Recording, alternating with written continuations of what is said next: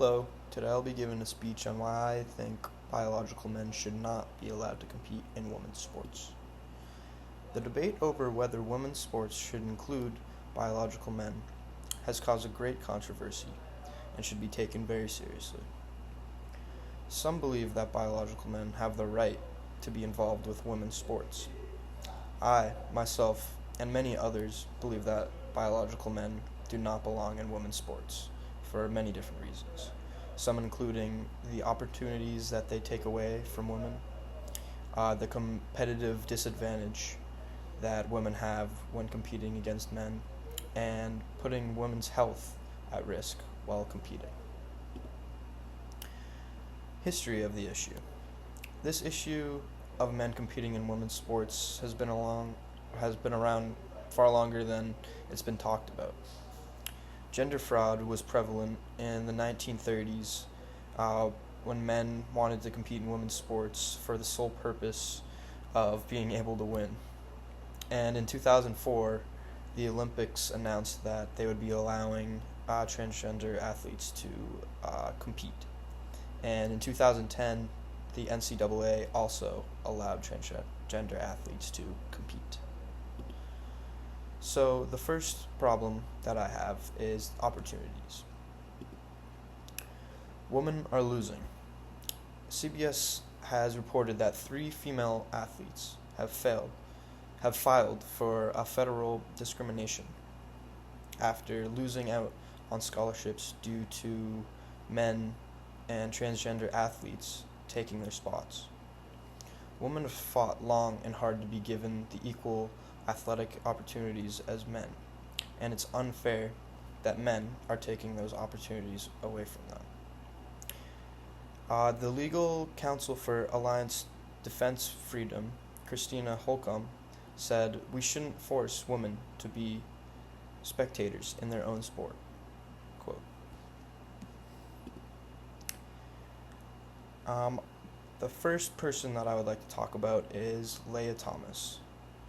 A recent post from Swimming World magazine shared a story of Lia Thomas, a transgender athlete, and Riley Gaines, a cisgender athlete, both timed for 5th in a swim meet. Lia Thomas was given the 5th place trophy, while Riley Gaines was told this from the ref. We went ahead and gave the 5th place trophy to Lia, but you can pose on the podium with the 6th place trophy, which does not seem fair. Because Lia was special, she was given special treatment. The NCAA and other competitive organizations are too worried about pleasing the mainstream media and are not worried enough about protecting the freedoms of women. Women are having opportunities, championships, trophies stolen from them by biological men, and it needs to stop. The main question still stands. Should biological men be able to play in women's sports? To answer this question, it's important to learn more about the other reasons for and against the controversial topic, leading me to my second problem, the competitive disadvantage. Women have an unfair disadvantage. Women and men have extremely distinct features in the category of height, weight, and muscle mass. And according to the CDC, men's height is an average of 5'9", while women's height is on an average of 5'3". And it's said that men average 36% more muscle mass than women do. For example, swimming. Since there seems to be a lot of controversy around there, I chose swimming. Swimmers, like many other athletes, benefit from being tall. It gives them more surface area to propel themselves through the water, making it much easier for them to cover more distance, with each stroke giving them a huge advantage in any sort of swim race. While I do think that biological men shouldn't be competing against women, I do wonder how big of an issue it really is throughout the country. And is there even enough transgender athletes to really impact sports in general? They also may emphasize the need for fighting social stigma and promote inclusivity to sports and make sports more welcoming and beneficial to all participants in different sports. Health risks. My third problem. Biological men should not play sports with women since they might harm each other, especially women, men harming women in contact sports.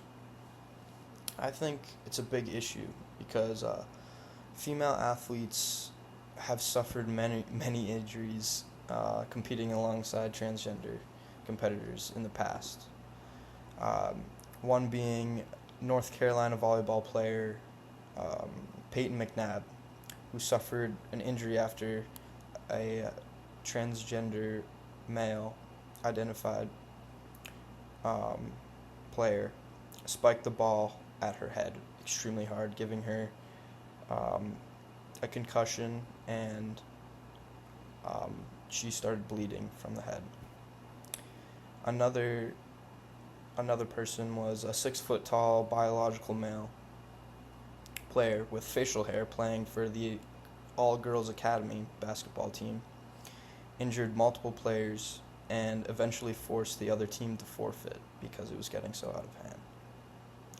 These instances demonstrate the physical differences between men and women and the risks allowing the transgender athletes to participate in women's sports. Keeping transgender women out of women's sports may be unjust because it prevents them from expressing their gender.